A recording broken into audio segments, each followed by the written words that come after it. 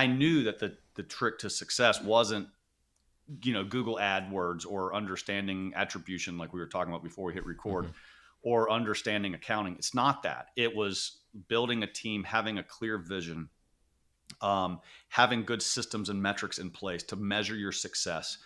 It was things like that. It was how to solve real problems, how to make real decisions, how to do really detailed analysis and make wise, prudent decisions that would be in keeping with something like Proverbs. Or I was reading in the Liturgy Hours this morning, the Office of Readings, from the Book of Wisdom, and the natural law principles of prudence and wisdom in there, like screaming at me in terms of business.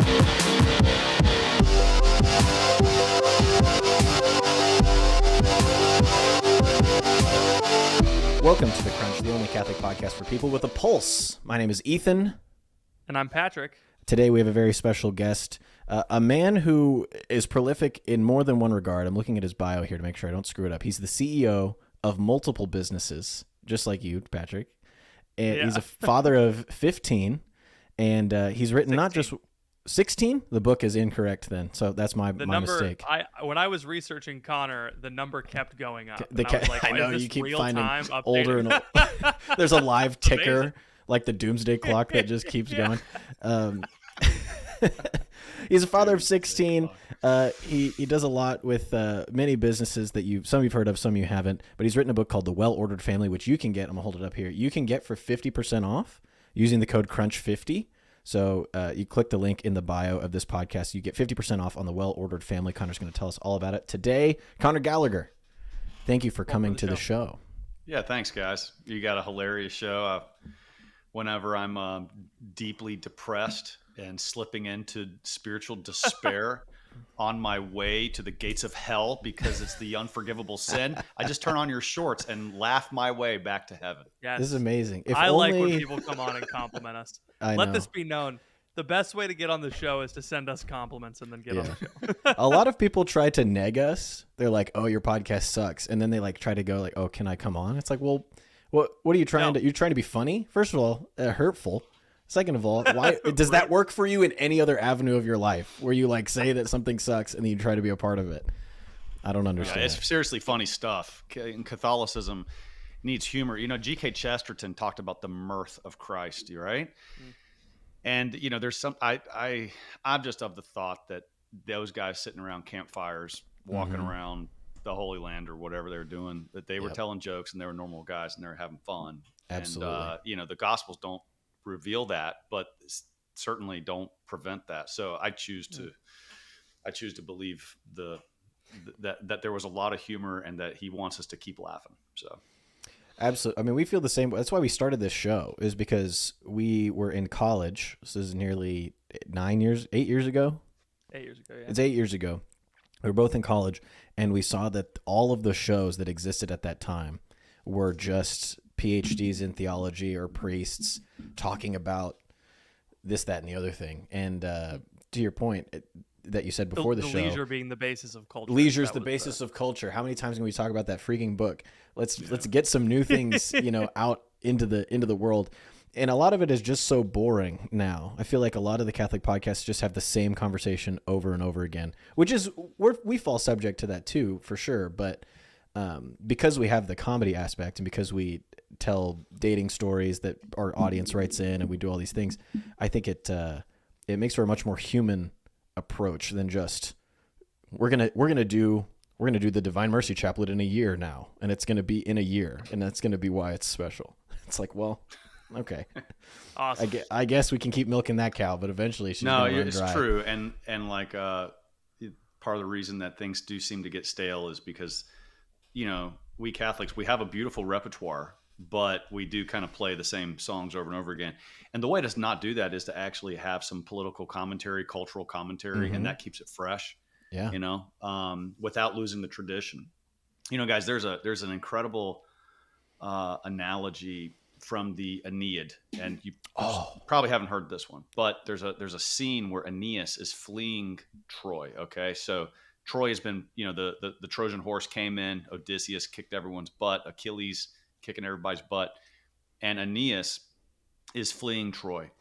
And it's a beautiful little scene where he picks his father up on his back and he's carrying his father and he's leading his little son by the hand. And they're fleeing Troy together, all three of them. They're going to get on the boat and they're going to go found what is modern day Italy, right?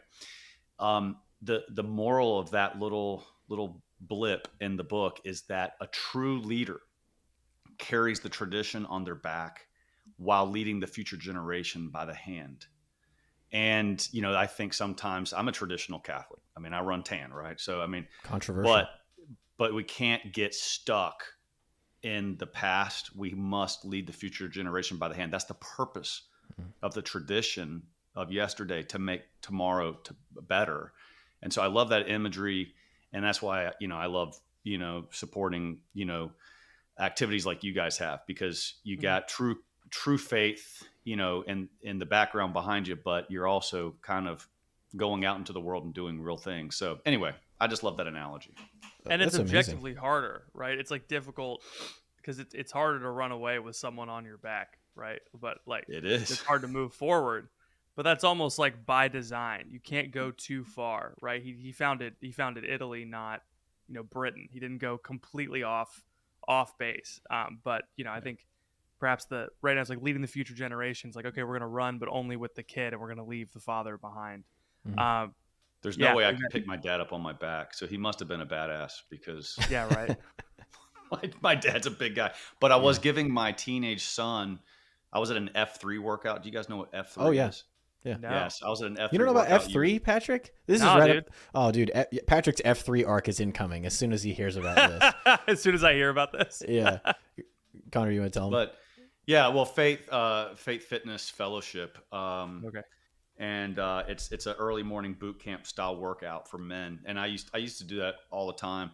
But one day I started taking my teenage son with me, and for some stupid reason we started doing these fireman carries, and I picked up like my 14-year-old son or whatever he was at the time, and I was carrying him on my shoulder, and I swear I thought I got shot in the leg, like somebody shot me in the calf, and I was like, it was just like a drive-by shooting, and so I dropped him, and I start looking around. I don't see any cars or anything. I was like, what the hell is that?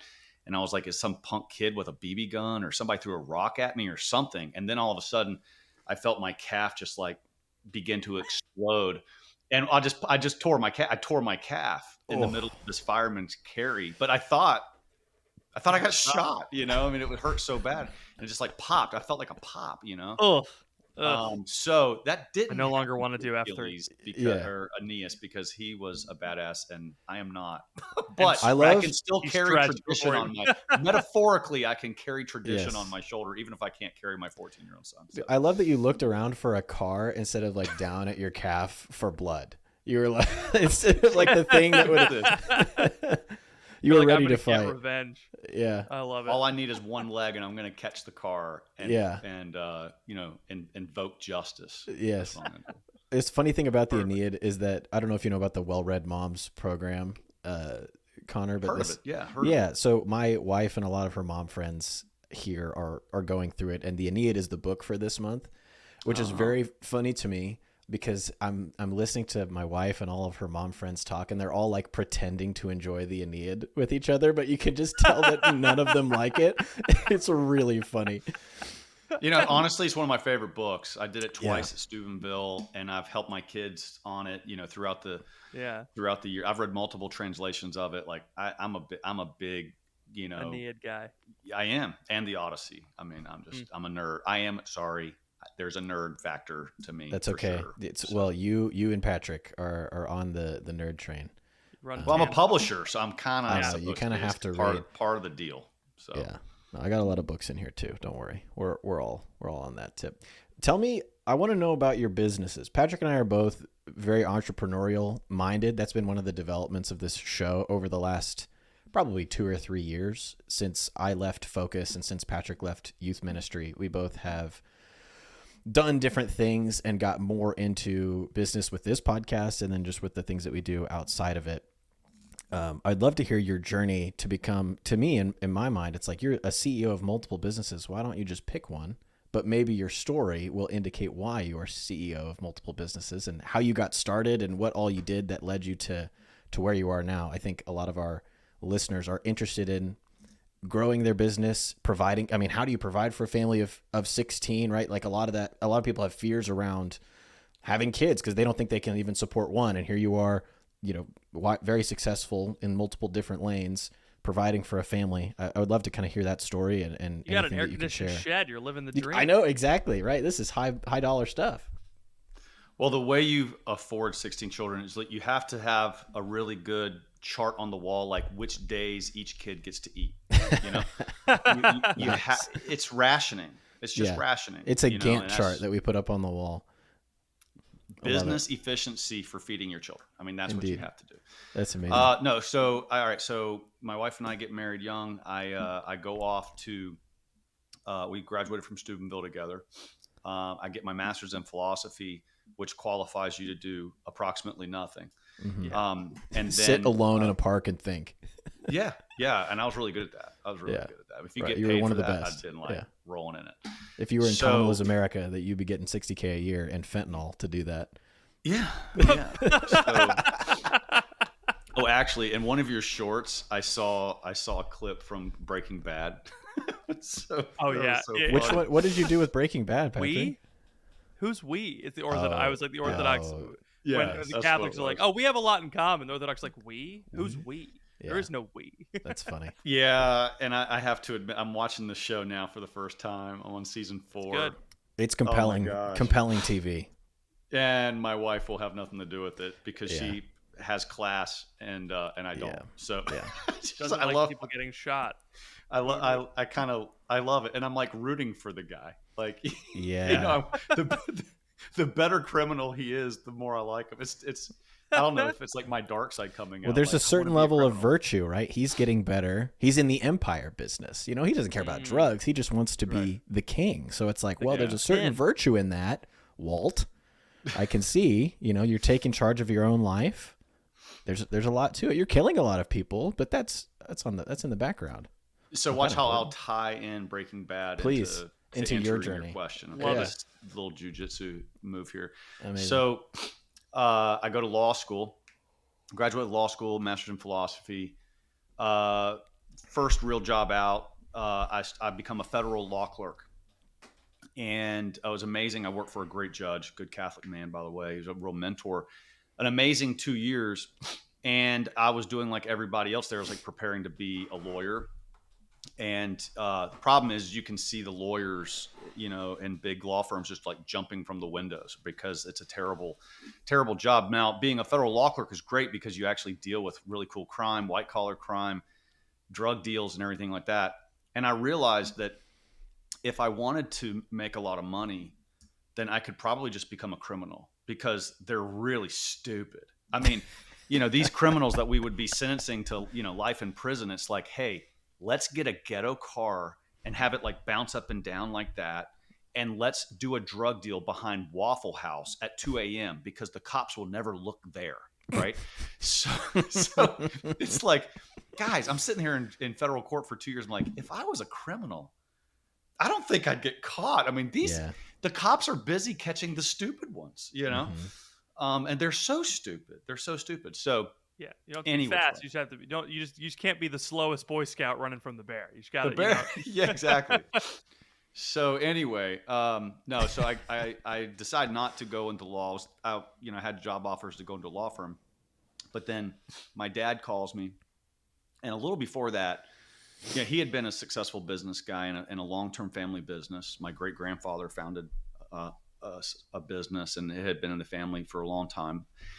But my dad really wanted to get into Catholic publishing, so we started a company. I mean, I was on the periphery, but like I sort of helped a little bit in starting something called Saint Benedict Press, and it hadn't done anything. We had $22,000 in sales after a year or two. Hadn't done anything, but we were publishing a number of Catholic books.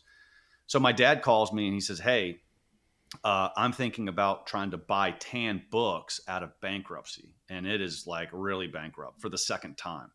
Do you want to come instead of going to a big law firm and maybe following your peers out the window, working for me as my lawyer to help me acquire this business? And if we get it, which is not for certain at all, then maybe you could run it."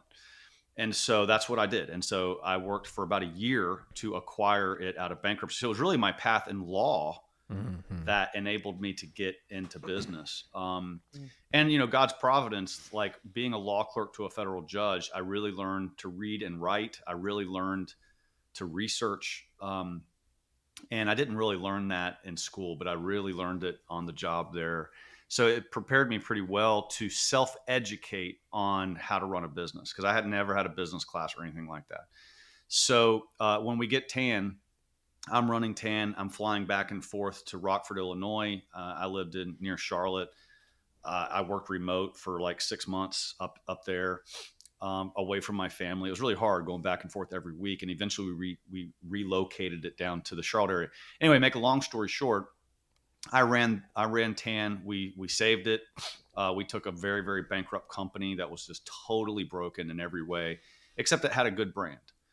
And so I really spent a lot of time rebuilding that, and I learned how to run a business. I was guys, and this ties into welder family because I was a good self educator. So I read every business book I could get my hands on. In fact, I Mhm. went back years later and I counted, and it was like 250 plus business books, and I Whew. stopped counting from there. Yeah. So I was, and being a philosopher, which you guys can appreciate, I believed that there was a natural law within business, right? I believed that there were key principles instilled in nature by God that said this is really how you run any organization. Because I never saw at its fundamental level business as different from any other human endeavor. It's just you got a team of people trying to accomplish a certain goal, and I knew that the trick to success wasn't Google AdWords or understanding attribution like we were talking about before we hit record, Hmm. or understanding accounting. It's not that. It was building a team, having a clear vision, having good systems and metrics in place to measure your success. It was things like that. It was how to solve real problems, how to make real decisions, how to do really detailed analysis and make wise, prudent decisions that would be in keeping with something like Proverbs. Or I was reading from in the Liturgy Hours this morning, the Office of Readings, from the Book of Wisdom, and the natural law principles of prudence and wisdom in there, like screaming at me in terms of business. So I kind of developed my own philosophy of business. Okay. And so we save TAN takes off, very successful. Boom. And then my dad, years later, decides to retire. And he really wasn't very involved in TAN. That became my thing. Um, and we own it together. Mm. But over time, when he decided to retire, he had these other businesses, and he's like, "Son, I need you to be the CEO of this." I'm like, "Nah, I don't think so. I'm happy with TAN." But the fourth commandment, honor thy father. I do care about those businesses, and I wanted them to succeed. So I took over as CEO of these other businesses, and we have had a number of startups that we've tried. Some succeeded, some failed, and we have some other legacy businesses that are sales oriented businesses. One of our companies called milestones.com. We sell high end corporate gifts to employers. So you work for a big company and you have a baby, or you retire, or you have a big promotion at work. What gift is that employer going to give you? And we try to make it very high end, very meaningful things that aren't just cheap Yetis, but something better than that. Hmm. So Pizza that's one of our party, sales organizations. So that's an cookie example. cake. We've also started something called Good and True Media. My brothers and I started that together, and now it's becoming any innovation. By the way, if you want a good entrepreneur book, it's called Plan B, and it's about plan A. Your business plan doesn't always work out, Hmm. and so the vast majority of successful businesses are the plan B, right? It's the second Right. iteration. So that's a good business book. But our plan B for Good and True Media is really a self-publishing firm. And so, like, you might have heard of Moms for Liberty, for example, right? So like we have produced their book for them. They're the publisher, but we're like the back end self-publisher that designs the book, helps them get it printed, helps them get the metadata distributed. So that's another venture that we've kind of gone into. So that sort of answers your question of the different businesses. I've sat on a lot of boards. I'm on the board of Belmont Abbey College, St. Joseph Seminary, other things. Wow. But I've all of that. The only reason I like to kind of go through that, guys, is I'm not trying to show off my resume or something, because there's a billion people far more impressive. But my point is that there's a natural law of business. And so I became convinced, as my family was getting bigger and bigger and having more and more kids, that God, it's out of control at my house. We need to start bringing business savviness into this family to keep things under control. And as I started doing that slowly with my wife and bringing home certain business tools to the house, I realized this works. Like, this is a real thing. The activity at home is not that different than the activity at work. And the best part about it, guys, was the fact that at work, I was sort of the man. I felt good at work. I was smart at work. I was competent. People saw me in my best light. I was on my A game. And then I would go home and I'm totally on my B game. My wife never saw me Yeah. in my zone. I was always just like the oldest of the children, waiting to be told what to do. And so, I didn't, because, it's hard for a guy who works and who comes home to a wife who's been handling the house all day long. You can't just come home and start telling people it doesn't work like that. It's her domain. I have to respect that. But my role as husband and father is supposed to be special. So how do I bridge that gap? And so bringing some of these tools home that I've created at Well Ordered Family is a way for me to go from the executive at work to sort of the executive at home, while respecting my wife's domain and authority in all her area. But I'm able to bring home a competency that I've developed at work. And that's how all my business experience led to Well Ordered Family.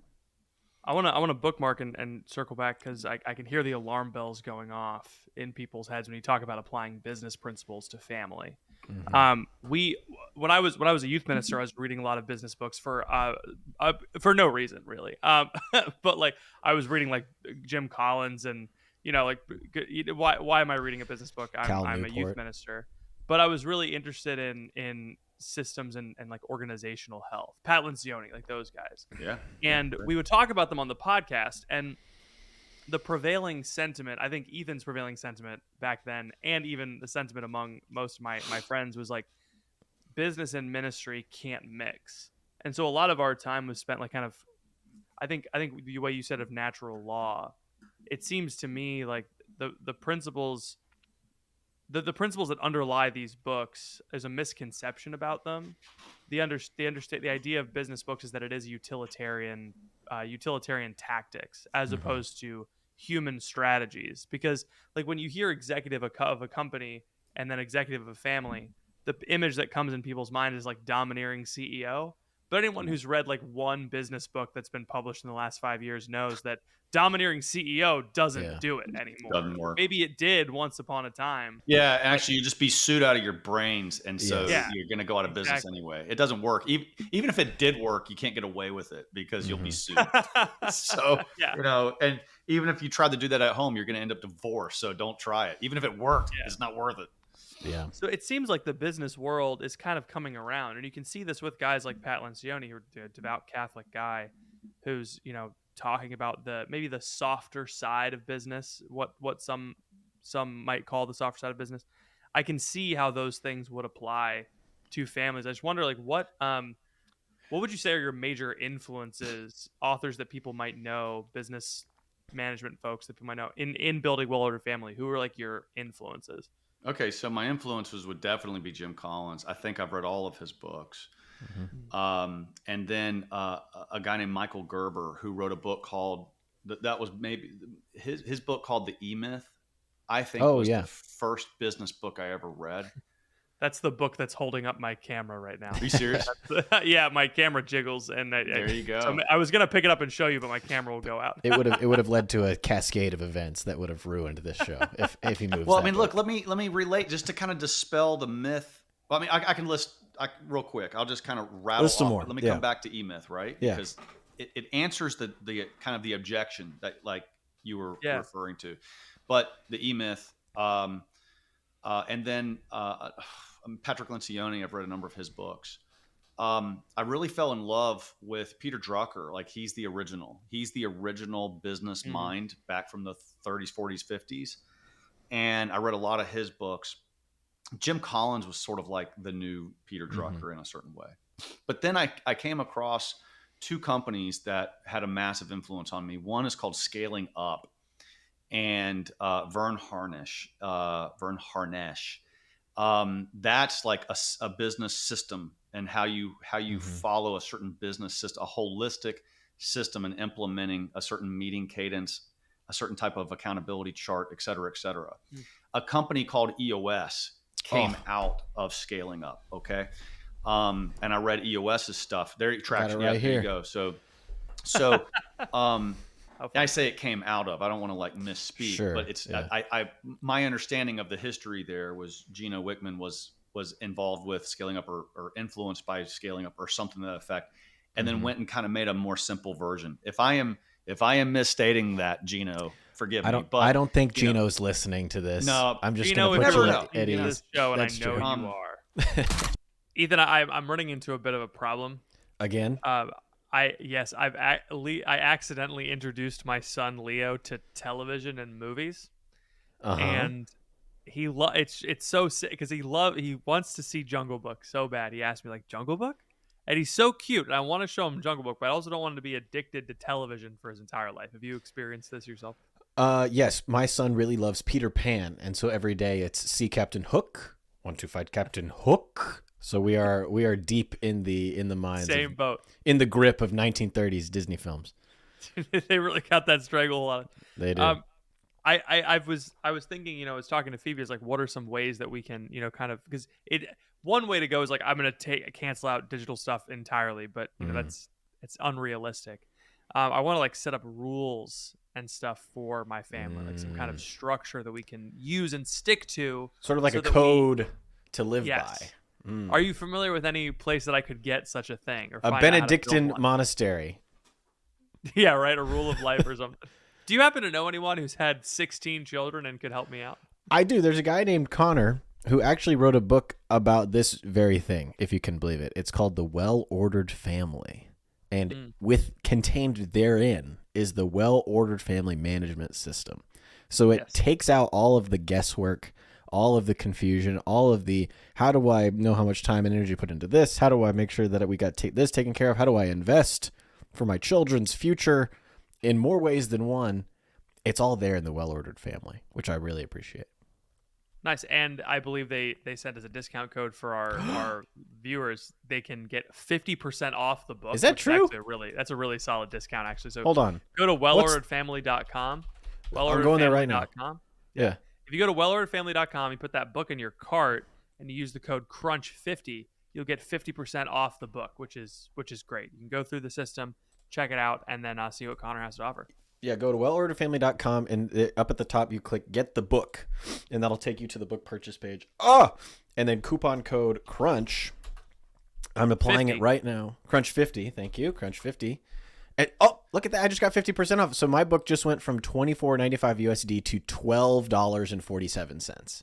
So Huge. Wellorderedfamily.com. Take advantage of it now. Thanks so much to Wellordered Family for sponsoring this episode of The Crunch. So, but I know a ton of EOS implementers, and I have a ton of respect for them. So, I don't pretend to know all the details of how EOS came about there, but what I've been told is that, and Scaling Up is like a more complex version of EOS, or you should say EOS is a simplified version of Scaling Up with differences. But both those books had a tremendous influence on me, and I so then started you running scaled up my your family and you had 16 kids. right.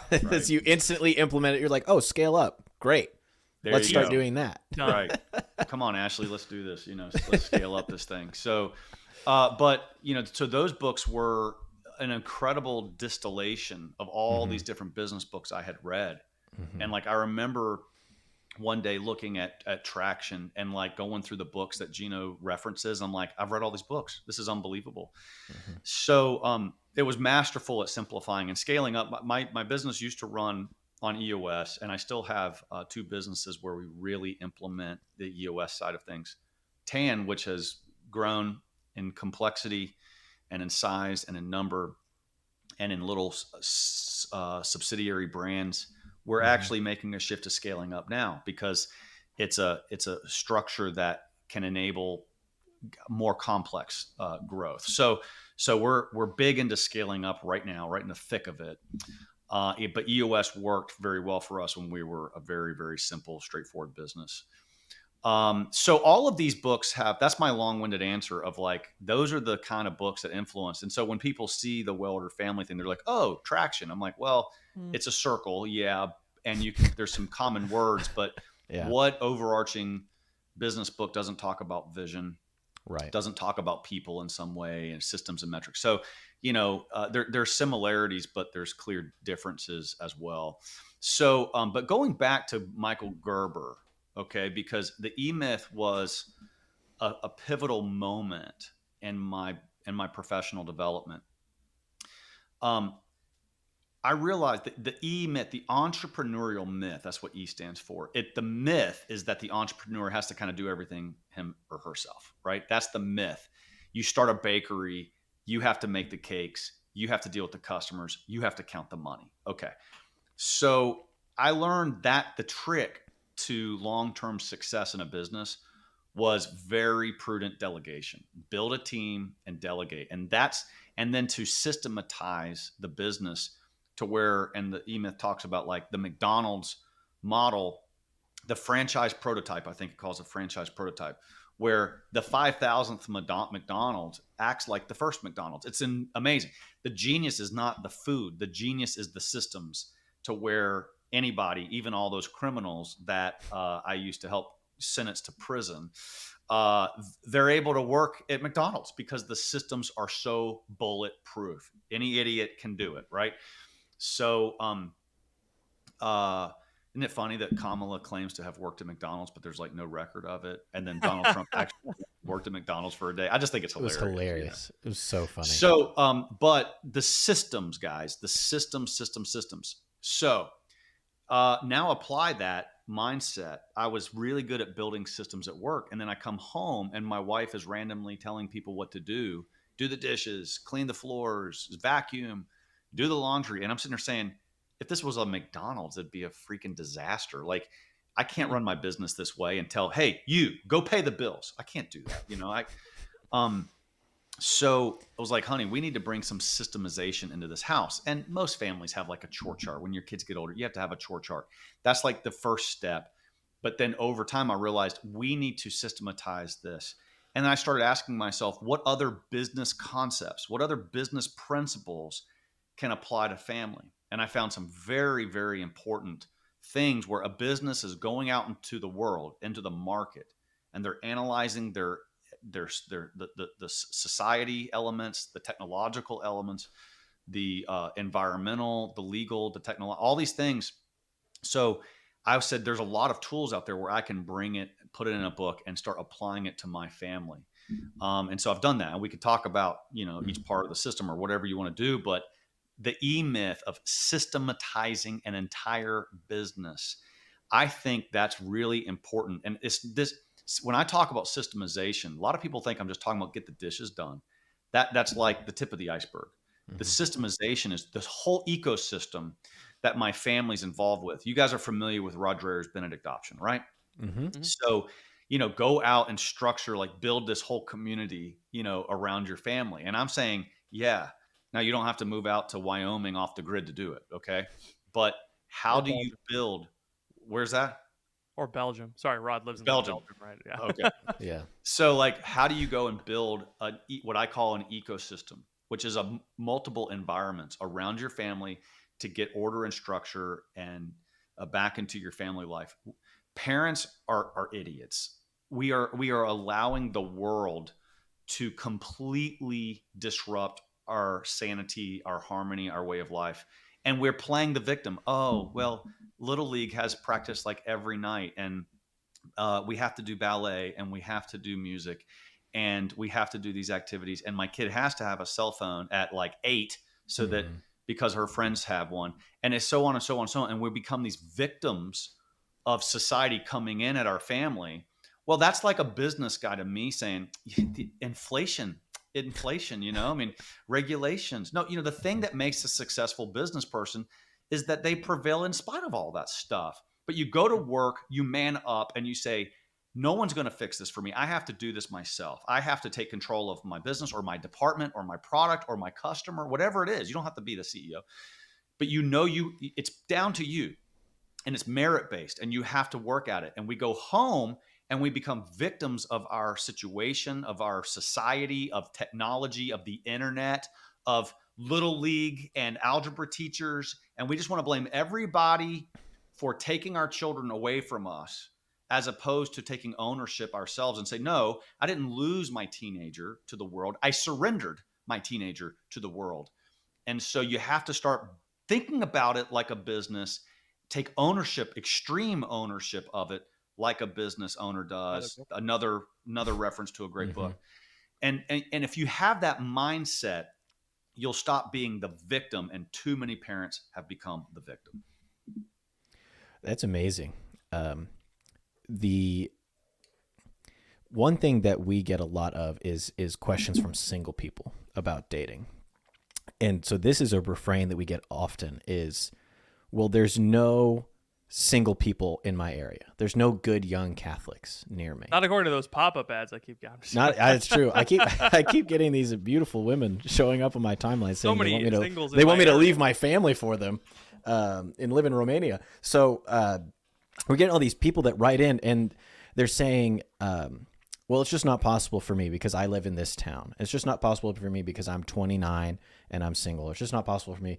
And one thing that we used to be very gentle and sweet with these people, but I feel like we've grown more and more like you'll find them eventually, and they're like, unforgiving. No, where it's just like, this is actually, you can just do things. Like you can pick up your life and you can move to another city and you can go and meet as many people as you want to. There are things that you have control over where you can set up your life where you are more likely, you can increase your luck surface area to set yourself up so that you are more likely to encounter someone that you will marry, right? And then the same thing goes with what you're talking about with family. You can set up your life where you can't prevent your teenager. They have free will, right? They can do anything, but you can make it pretty darn impossible for them to, leave you or abandon you or to abandon the faith, right? You can do that.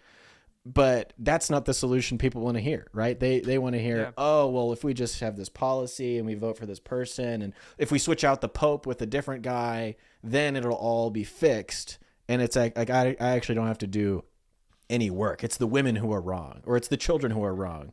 And it just doesn't, is not that's not a sustainable way to live.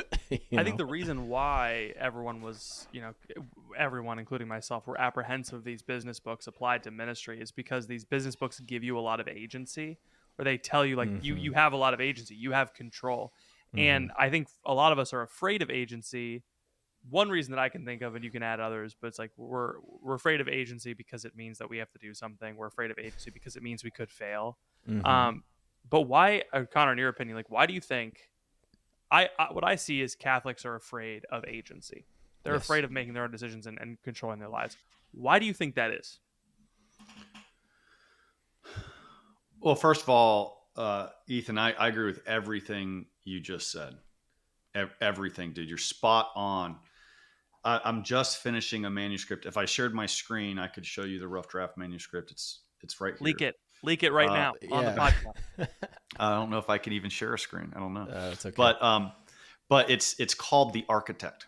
Okay, it's a short little book, and it's called The Architect. I'm going to answer your question, Patrick, as best I can, but I love. No, that's okay. Take your time. The Architect is like you have to build your system, and like for that young Catholic says, oh, there's no one around.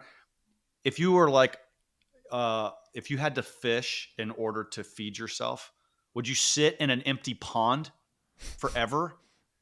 Saying, well, there's no fish here. No, you gotta go there. You gotta go to a different pond. So but that's the same thing. It's a victimization, and we have lost that agency. We've lost that ability to pick up and move ourselves. First of all, if you're single, the amount of freedom you have is unbelievable. Okay, so don't waste that. And secondly, stop complaining. Like if guys, to the young men out there, let me tell you something. Oh, here You we come go. to Charlotte, North Carolina, and you go to my beautiful traditional Catholic parish, Novus Ordo and Latin Mass community, kind of beautifully combined there. And I'm telling you what, there are dozens of beautiful, single, competent women who are desperate to get hitched. Okay. And it's an American Airlines hub, so you can fly direct from anywhere in the country. There you Go to go. Charlotte today. You got it. You can got it. live I've been in stuck in live in Charlotte many Connor's times. live in Connor's air conditioned shed behind his house to meet a wife. Sure. We'll start What's a what's a relocation 17th? business. What's a 17th person? You know, Right. Yeah. So, and a lot of those young Catholic women work for TAN, by the way. So it's not a Oh, bad dating location. there you there go. you go. So, any which way, I'm getting old too. I'm looking at these people I'm like, yeah, you're young enough to be my daughter. That's really weird. That's, hey, this guy's young enough to be my son. That's really strange. I mean, But because sure, like you can guys, run our I'm account. 45, but like I'm sort of in my brain, I'm 25. You know what I mean? But I'm Yeah, I feel the same So way. nonetheless, let me kind of turn My to brain like is still 27. what Patrick was asking about. Sure. I don't think that Catholics are any worse at it than anybody else, Patrick. I just think that Okay. um I just think that Catholics are no damn better than anyone else. I think that's Whoa. the problem. Um and in fact, I am often very impressed. Like you've probably heard it, but like, how is it that the Protestants play with half a deck and play better cards than we do? You know what I mean? They do a lot right. They have fellowship. They have a lot of natural Mhm. organizational support. I just spoke at a big conference called the Dad Edge Summit, which is a huge podcast for dads in the evangelical world. And I was amazed at it's like an F3 conference. Imagine that, right? It's like an Right. F3 conference. So they're really good at that. Are Catholics more lazy than others? I mean, I can give possibly, Patrick, right? Possibly, because we've been spoon fed. We have the whole tradition, and of course, when you're spoiled on the sacrament, on catechesis, on community, you could take it for granted. I mean, that's clear. In fact, I'm a Southern Catholic, right? So growing up in Charlotte in the '80s, you were the weird Catholic kid in the neighborhood, and it was an issue. It was an issue. And now so many Northerners have transplanted. It's not an issue anymore. Mhm. But my dad, who grew up in North Carolina, less than 0.5% was Catholic. So being a Southern Catholic meant you had to be Catholic on purpose. Mhm. Really, there was no cultural Catholicism. You had to mean it, right? And you had to defend it, right? And you had to be proud of it. So, but I do think that ultimately the problem in our modern world. I'm going to go a little bit deeper theological on you here. So Please. one of my spiels that I talk a lot about, I talked about it to the Dad Edge, particularly to men, is that the sin of the age. This applies perfectly to the architect idea. This applies to really answer your question, Patrick. It's this: the sin of the age. Every age has a different kind of emphasis on sin, and pride's the root of all sin. I get that, but it's not lust. We think it is because everyone's perverted. It's not lust. The sin of the age for men, I think there's a difference here between men and women, is sloth. It's sloth. And so and lust and gluttony is kind of the byproduct, but we are a spiritually lazy, sloppy, spiritually couch potato kind of community, culture right now. Now, here's the thing: you think of sloth, and you think of some fat dude eating Cheetos on the couch watching Netflix or binge watching Breaking Bad at Who would midnight. do that? Who would Right. do Who that among us? I while his know. In wife my is asleep in air-conditioned the next shed. room with the baby? So, but hey, I eat keto ice cream. I'm not eating Cheetos. Okay, if I eat Right. Cheetos, that would be me. Boom. Okay, Yeah. but so here's the thing: it's Aquinas says that sloth is sorrow towards spiritual goods, right? So it's actually our very busy, frantic lifestyle. Hamsters on the wheel, consumerism galore, swiping your debit card 50 times a day, getting in the car, driving everywhere, taking the kids to 15 different activities.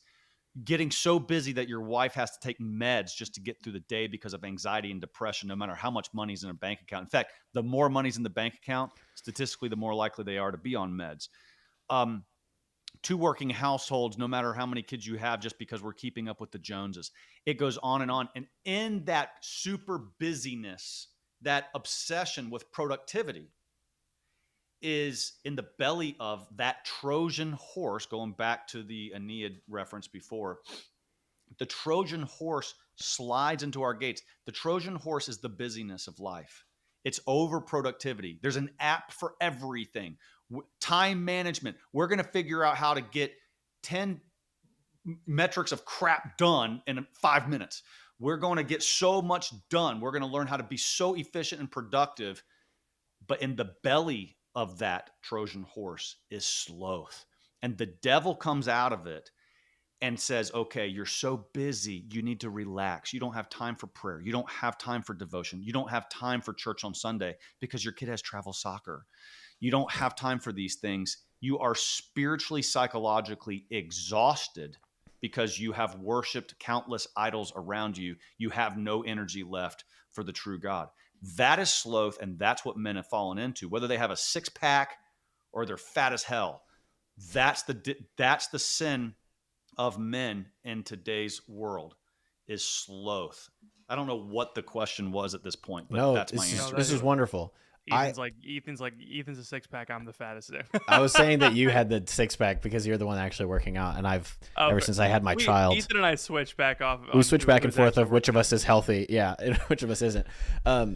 So my follow up question to this is, I love it, 100% absolute agreement with you. This is maybe selfish of me to ask this question, but you, CEO, multiple companies, very successful. You just told us before the show how much Tanbook spends on ads in a year. That blew my mind. Not really, but it's just a lot of money, right? So it's like there's a lot tied up in what you do. Patrick and I both desire to be successful. We both desire to make good money so that our wives don't have to work, so that we can have as many kids as we need to and live in nice homes in nice neighborhoods, right? It's a desire that we both share. We're working on it together. That feels like it comes along with a lot of mental strain and a lot of time spent reading books, to your point, thinking about work, strategizing about work. What's my next offering going to be? Who am I going to connect with next? I need to reach out to this person. And then once, and that's maybe just your side business. And then when you're in your day job, it's thinking about all the things. How do I improve? How do I get a promotion? How do I get a raise? How do we make more money as a business? I need more clients. I need to get better at client servicing. There's aspects of this that I don't understand. And it just kind of takes up the mind all the time. It feels like for me, where like I'm getting up early to try and get ahead. And then I'm done at 5 and I work at home. And so I just leave my little closet here and I go downstairs and my mind is still somewhat spinning. And my 2-year-old is trying to talk to me about how he drew with chalk on the patio. And my wife is trying to tell me about the raw milk that she just bought. And I'm like, I'm not all the way there. And then everyone goes to bed like 2 hours later. And then I'm up and I'm still just like spinning around, right? Yeah. And I feel like that is tied up with sloth in some way, but I can't see, maybe this is in your book and I'm sure you'll have a great answer to this, but the path forward for someone who is ambitious, who desires to be successful, who desires to provide for his family without, but I don't desire, and we don't desire the soccer and the activities. It's not that. It's like all this other stuff of like wanting to grow and be successful. How do we combat sloth in that realm as like young men in their 20s and 30s trying to build up their family? Ethan, help, I'm drowning. I need to find land, perhaps an island, a Greek island, to find safety, both in physical and digital security. You got your little flippers on? I got my little snorkel? Boy? You little snorkel? Swimming. I'm like, help someone find me. Do you know, the type of guy... I'm swimming in an ocean of privacy violations, and I need to find a haven in this digital ocean. You're the type of guy that would go on an excursion in the Mediterranean and the boat would leave you behind. I just need you to know that. I hear you. I think the internet is getting more and more pernicious. They're making robots that talk and walk and pour drinks. Pour beer. And it's getting to be a little bit much. I mean, we're going to Mars, but at what cost? You know what I mean? And I think that each American, especially in the coming years when it's going to become illegal to be Catholic, we deserve our privacy. We deserve to be protected from government overreach and big companies that are spying on us, trying to target us with ads, trying to get us to spend our hard-earned dollars on their junk instead of on investing in a beautiful future for our families and our friends. Patmos Hosting Solutions can solve that. Not only do they protect you from big tech, not only do they provide a one-of-a-kind integrated hosting solution for your business, for your website, for your platform, whatever it is you need, but they will never censor you. They'll never take your data. Even if they 100% disagree with you, even if they think you're the worst person on the planet, they have that integrity, and that's what I really love about Patmos. Yeah, Patmos has really helped us out over the past couple of months, setting us up on our website. We are believers. We practice what we preach, and so our podcast is secure on Patmos servers, free from any kind of external intrusion that might occur. And they got a great team. They'll walk you through setting it up. It's one-on-one service, which you're not going to get on any competitor Correct. web hosting services. You go to your whatever, your Wix space or your Wordly, whatever. They're not going to host your web. They're not going to walk you through hosting. You're going to have to set up some kind of nonsense. They're going to walk you through it. They're going to help you out. They're great over there. If you tell them that we sent you, you get 10% off. Go to patmos.tech. Let them know that we sent you. Thank you to Patmos for sponsoring this episode of The Crunch. Yeah, I love it. I first of all, this is the pot calling the kettle black, right? I mean, the stuff I talk about and Right. write about, I always say, me writing about the spiritual life or, family stuff, anything, it's like a fat guy writing a nutrition book. I mean, Right. this just because I talk about it, guys, doesn't mean I'm good at it. It means that I know I need to be good at it. Okay. So We get the that, answer for sure. that I would give is this. If you're still this, I'll say this and you're like, huh? And then we talk about it and it kind of makes sense after you process it. I'm ready. If you're still searching, you're not committed. And what I mean by that, I heard somebody say that one time and it sunk into me. Now it's hyperbole for sure, because we're always searching for God. We can still be committed to God, but imagine that person who's in this lifelong pursuit of self-improvement and they're kind of lost in searching, right? So there's a lot of areas of my life, guys, where I'm still trying to figure out, like, what's the clarity, what's the vision, what is my vision for myself in 5 years in this area or that area, and I'm going through that constantly. I could pull out my notebook and show you some pretty big questions that I've been asking myself about my future. How much of I'm trying to get a podcast going. Like, do I want to commit myself to that? Do I want to keep writing books? Do I want to get on a plane and fly across the country and do presentations for a group of 100 people again? Like, I do it all the time. Do I want to keep doing? I have a lot of questions I'm trying to figure out myself. Do I want to be a front stage guy and do this for the rest of my life? Or do I want to be a backstage guy and go on hikes with my kids and not do any of this anymore? Like, I'm searching. Okay. Well, in that area, I haven't committed. I don't have a plan on paper and I'm committed. Now, I'm committed to my spouse. I'm committed to my faith. There's certain areas where I'm committed. In the business world too, it's like certain things we're committed to. And it's like we have the stress of the relief of stress of, like, we don't have to go and try to figure this out anymore. We're committed to the decision. Now you have to keep tweaking and changing things. I do that a lot with business, guys, where it's like, I'm committed. Like, I know what Tan's goal is for 5 years from now and 10 years from now. We have our BHAG on the board. We got our big term goals and commitments, and everybody on the team's perfectly aligned. Now, you have to always be making little decisions along the way, but we are committed. We're no longer searching for our vision. Okay. Now, something could change, and maybe you have another COVID outbreak or some crazy thing that destroys the economy and you have to change vision. That happens. So my point is this. The anecdote to what you're saying is like where we feel kind of lost amidst, like, so many decisions and stuff, and sloth slips in. What I'm saying is, figure out what you are committed to so you can stop searching for certain things. Just give yourself a break from searching. Searching is exhausting. Psychologically, it wears you down. So get a piece of paper out and figure out, these are the things I'm 100% committed to. I don't have to allocate psychological energy to this. And then these are other things, still question marks. I'm still searching for clarity on this. So let's take career. I'm committed to being a digital marketer. I'm committed to being, not me, but I'm saying let's just take somebody. I'm committed to being a digital marketer. And for now, for the foreseeable future, I'm committed to growing this startup firm. I am committed to that. Well, guess what? Getting it on paper, guys, something magical happens when pen hits paper. Get it out of your brain and get it on the piece of paper and write that out. I am committed to this.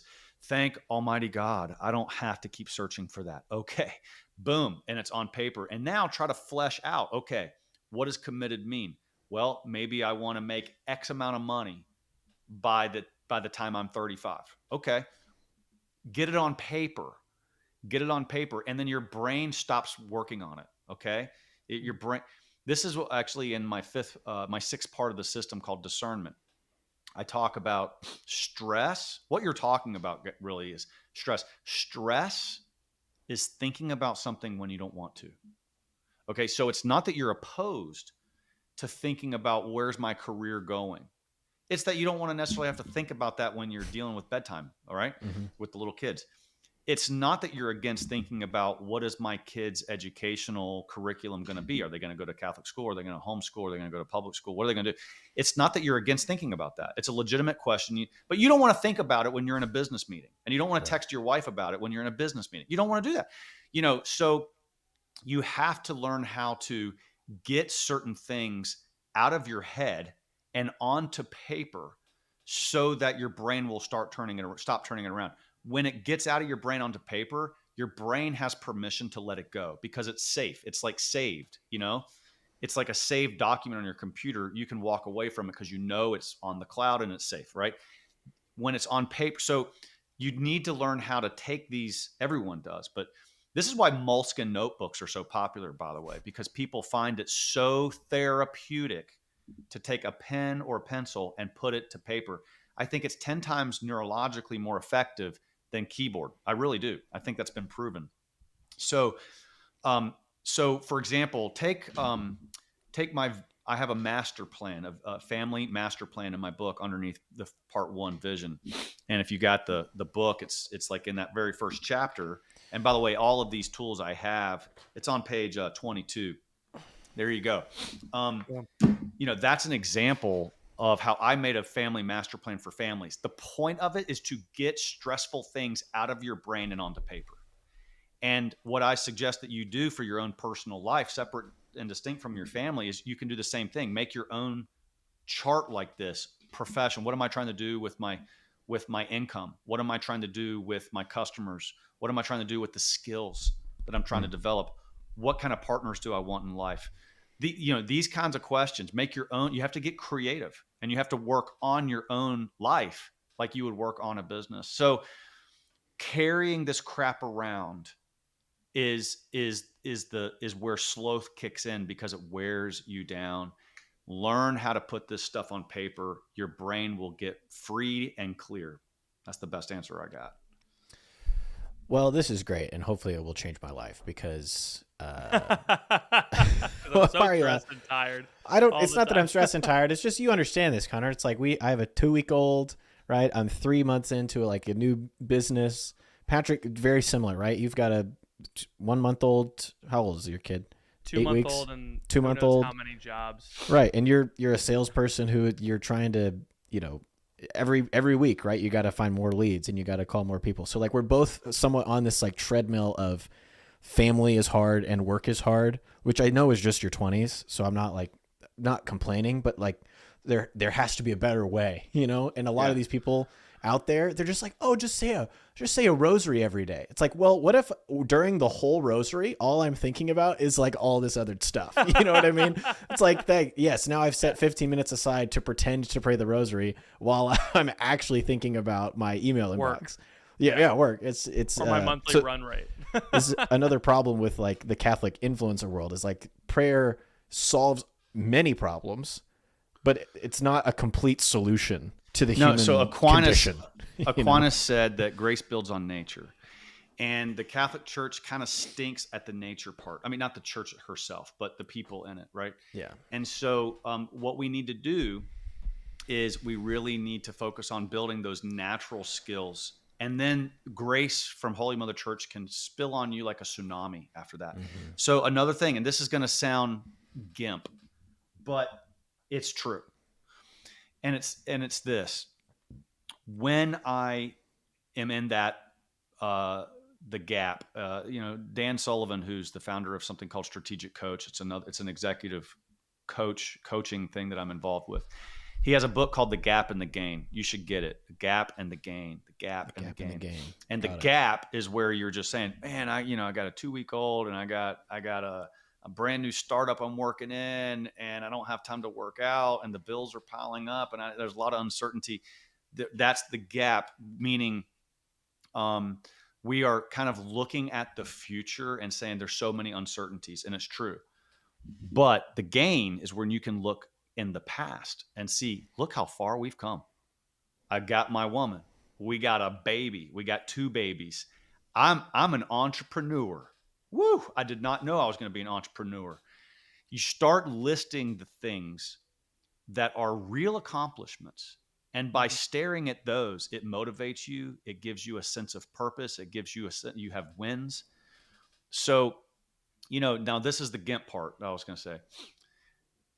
A gratitude list. And they'll be like, oh, a gratitude list, so gay. But I'm telling you, and there's something real here, right? And taking, again, getting stuff out of the brain, like these cobwebs that pile up in our brains. What I would encourage you to do is go to a coffee shop and sit down somewhere, or adoration. That's wonderful. But take a big, huge blank piece of paper and try to write 100 things that you're grateful for. It's extensive, and we're living in the gap in the sense of listing out all the problems. Boom, boom, boom, boom, boom, boom, boom. Well, let me ask you something right now. And this is terrible. This is kind of a terrible Jedi mind trick to play on people. Mm-hmm. How much would those problems be for you if you found out your kid had cancer tomorrow? Mm-hmm. Done. Boom. We know. Those little problems aren't going to be problems anymore, right? They're not going to be problems. People have real problems. We have little problems. And I carry around all these little tiny micro problems, and I pretend that the accumulation of them is a big problem. And then I see somebody who loses a child who I know, or I see somebody, my CFO recently got diagnosed with lung cancer, and he hasn't smoked in 15 years. They have to cut out one of his lungs, and he's okay. But I'm sitting there saying, I have no problems. I don't have any problems, right? So it sounds kind of cheesy, but it works, guys. Write down 100 things you're grateful for, and then you can actually imagine here's what would a real problem would be.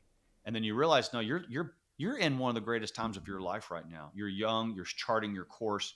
Yeah, there's uncertainties, but damn, if you're a rock climber and you don't have a chance of falling, it ain't fun.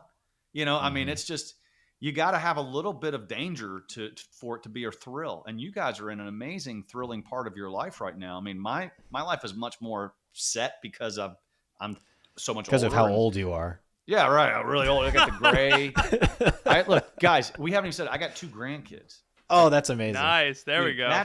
That'll mess with your head. That'll really mess with your head. And it's not that I'm a granddad. It's that I look at my wife, who's still smoking hot, and I was like, she's a grandma? She's a grandma? I'm getting in bed with a grandma? It's kind of, so it's kind of strange. But so really, these stressful times in life, look at how far you've come. Look at how many things there are to be grateful for. And then write down the clarity of the things you're committed to right now, so that your brain can take a break from them. And you'll still have a list of things you got to make decisions on and clarity you need, but start working through them one by one. That's the best advice I got for you. That's amazing. Patrick, we've got a few minutes left. Is there anything else that you would like to ask Conor before we wrap up the show? No, I think you've given me a lot to think about. Ethan has kind of been my voice in this. I'm in the same boat. I'm just like, all right, how do I speak for both how do of I us. balance all of these things? I would love your personal advice on how to balance multiple endeavors at once. 16 kids, multiple companies. It sounds like a great time. Gen Z boss in a mini. Sorry. One thing. Sorry, just the way you said it made it sound like 16 kids in a Kids in CEO. multiple companies. 16 kids in multiple. It's dumb. One thing that you guys can do is go to welderfamily.com and like I created Plug. this yeah, I guess it is I wasn't trying to plug, but like this is a little No, thing this for is your the family time. that no, it's so go to welderfamily.com and I created this thing called a family assessment test.